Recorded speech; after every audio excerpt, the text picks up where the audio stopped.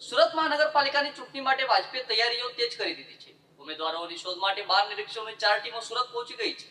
આ ટીમો આગામી 3 દિવસ સુધી શહેરના તમામ 30 વોર્ડના દાવેદારો અને કાર્યકરોનું સેન્સ લેશે।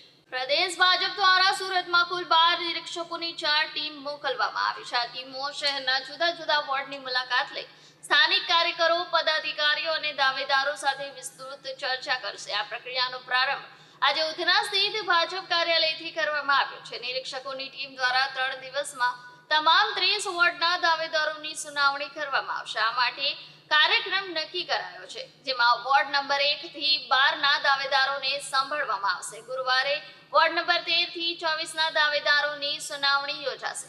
શુક્રવારે બાકી રહેલા વોર્ડ નંબર 25 થી 30 ના દાવેદારો પર ચર્ચા કરવામાં આવશે। દરેક બેઠક માટે 3 સંભવિત ઉમેદવારોની યાદી તૈયાર કરાશે। આ સુનાવણી પ્રક્રિયા બાદ નિરીક્ષકોની ટીમ દરેક વોર્ડની બેઠક માટે 3 સંભવિત ઉમેદવારોની યાદી તૈયાર કરશે।